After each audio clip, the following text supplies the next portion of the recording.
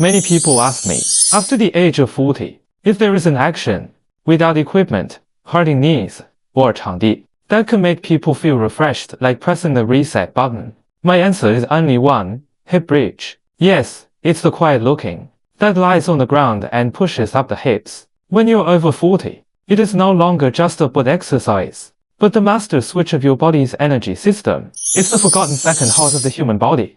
Before we talk about the bridge, we must first recognize a muscle that is ignored by most people. Gluteus. Many people think the buttocks are just for sitting, or at most, to make the figure look better. But I want to tell you, the gluteus maximus is the largest muscle group in your body. It has a crucial identity, the second heart of the human body. Why do I say that? Because our heart is responsible for pumping blood out, but the blood flows back to the heart from the lower limbs. It's not the suction of the heart, but the squeezing of the muscles, especially the gluteus maximus. It covers the entire back of the pelvis. When you walk, run, or stand, every contraction of the gluteus maximus helps venous blood overcome gravity and send it back to the chest from the legs. After the age of 40, most people sit for at least 8 hours a day. In this sedentary mode, the gluteus muscles gradually become loose and weak, and even forgetfulness. It's medically called buttock amnesia. When the gluteus medius doesn't work, the work that should be done by the gluteus will fall on the waist and legs. So, you may experience low back pain, knee pain, swollen calves. The most crucial is, the blood circulation is worse. Oxygen and nutrients cannot reach the brain. People naturally feel lack of energy, and feel groggy. And the bridge is the most direct and safe way to wake up. The most direct and safest way. Second, the energy chain from the soles of the feet to the head. Many people will think it's just about lift. But when you do it correctly, you will find that it is not a local movement, but a chain of energy from the soles of the feet to the head. First, the awakening of the foot's foundation. When doing bridge, your feet firmly on the ground, and the soles of the feet are evenly stressed. You will find that the arch of your foot is naturally activated, and the muscles around the ankle start to work. Many people can't walk steadily after 40, and easily sprained ankles. It's because the proprioception of the soles of the feet has degraded. Bridge exercises help you re-establish the force transmission from the soles of the feet. Every step is more stable and solid. The essence of the bridge lies in the pelvic tilt and reduction, lies in the backward tilt and restoration of the pelvis. When you lift your pelvis off the ground, your transversus abdominis, pelvic floor muscles, and gluteus maximus must work together. Many people don't know that the relaxation of the pelvic floor muscles affects not only women, but also men will suffer from it as they age. The pelvic floor function will decline. A standard bridge is the most gentle and effective maintenance for the pelvic floor. With a stable pelvis, the entire trunk will have a foundation. The source of pain release from the third lumbar vertebra. The root cause of most people's low back pain is not in the waist, but in the buttocks. When the gluteus is weak, the lumbar spine will compensate for the pressure it shouldn't. The bridge strengthens the gluteus muscles, returns the work that belongs to the buttocks to it. The pressure on the lumbar spine is instantly released. Many people who persist in bridge exercises, the most direct feeling is that the waist doesn't hurt. They don't need to hold things when standing up after sitting. The fourth is a power station for the brain. Maybe the most surprising, as a compound movement, requires precise control of the nervous system. Every time you consciously contract your gluteus muscles and stabilize the core, your nervous system is undergoing a frequency modulation. More importantly, the bridge promotes the return of blood flow in the lower limbs, and oxygen supply to the brain.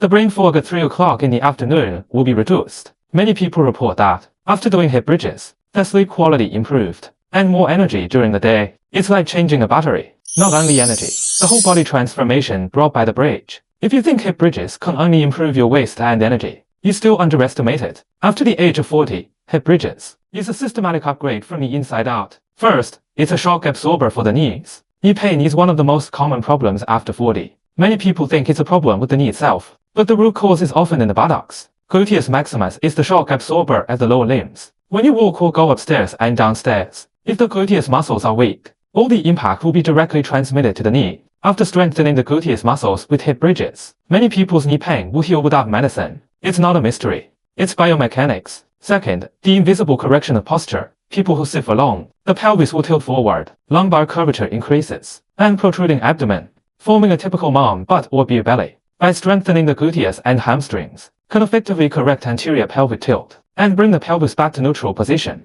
When your pelvis is right, the lower abdomen will naturally shrink, and the waistline appears, and you look at least 5 years younger. It's a metabolic accelerator. The gluteus maximus is the largest muscle group. Muscles are the body's largest consumers of calories. When you activate this largest muscle, your basal metabolic rate will increase significantly. Many students told me that after doing bridge exercises, their weight didn't drop significantly, but their bodies became tighter, and their pants waist size is one size smaller. This is the change brought by the reactivation of muscles.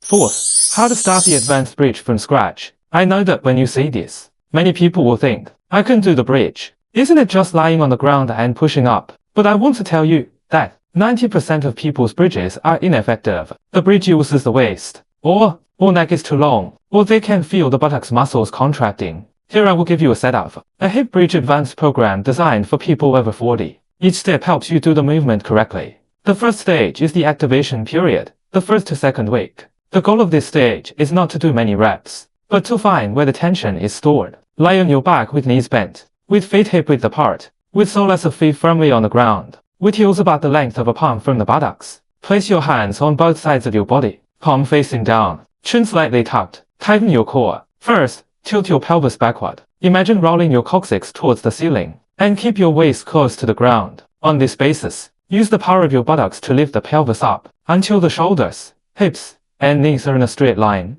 The key is not to push too high. Many people's mistake is to push up desperately, but the waist becomes the main force. You just need to push up until your body is in a straight line. Feel the tightening of your buttocks. Hold for 2 seconds at the top. Feel the contraction of your glutes. Then slowly lower. Do 3 sets a day, 8 to 10 times per set. The key is quality, not quantity. The second stage is the stability period, weeks 3 to 4. Then, you can easily find the feeling of gluteal muscle contraction. Start to increase the difficulty and stability. Add single leg glute bridges. On the basis of standard hip bridges, lift one leg straight, and complete the movement with one leg.